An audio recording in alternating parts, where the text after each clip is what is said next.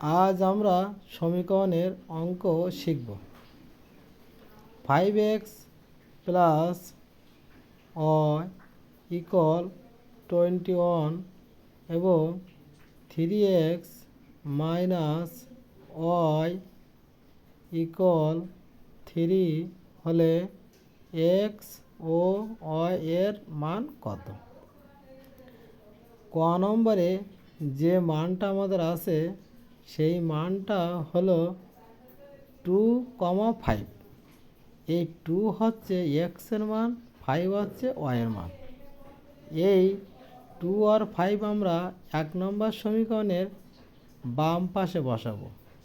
যদি আমাদের 21 হয় তাহলে আমরা দ্বিতীয় সমীকরণে বসাবো। দ্বিতীয় সমীকরণে যদি 3 হয় তাহলে আমাদের ক নম্বর অ্যান্সার।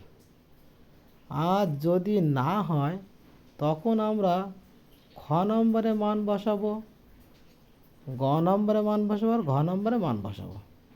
তাহলে আমরা প্রথমে 1 নম্বর সমীকরণের বাম পাশে মান বসাই। 5 গুণ 2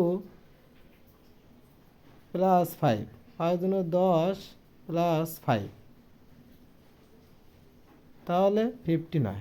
তাহলে আমাদের প্রথম সমীকরণের ডান পাশের মানটা মিলেনি। এখন আমরা খ নম্বরের মানটা বসাবো।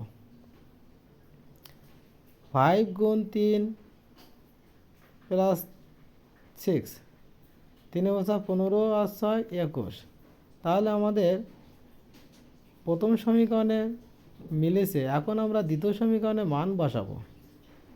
3 গুণ 3 মাইনাস 6, 3 3কে 9 মাইনাস 6, 3 হয়। তাহলে আমাদের দ্বিতীয় সমীকরণে মিলেছে। তাহলে আমাদের অ্যান্সার হচ্ছে খ নম্বর। একইভাবে আমরা 2 নম্বরের অঙ্কটা করব। 2x প্লাস y ইকুয়াল 7 এবং 5x মাইনাস y ইকুয়াল 7 হলে x ও y এর মান কত? একইভাবে আমরা ক নম্বরের মানটা বসাবো।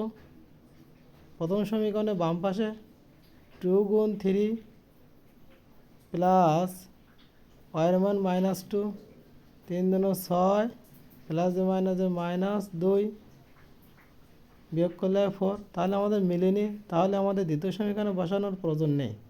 এখন খ এর মান বসাবো। 2 গুণ 4 প্লাস 3, 4 দুনো 8 আর 3, 8 আর 3 কত? 11। তাহলে মিলেনি, যেহেতু দ্বিতীয় সমীকরণে বসানোর প্রয়োজন নেই। এখন আমরা গ এর মান বসাবো। 2 গুণ 2 প্লাস 3, 2 দুনো 4 প্লাস 3, তাহলে আমাদের অ্যান্সার 7। তাহলে মিলেছে। এবার আমরা দ্বিতীয় সমীকরণে বসাবো। 5 গুণ 2 মাইনাস 3, 5 দুনো 10 মাইনাস 3 ইকুয়াল 7। আমাদের দুইটা সমীকরণের মান মিলে গেছে। দুইটা সমীকরণের মান মিলে গেছে। তাহলে আমাদের অ্যান্সার হলো গ নম্বর।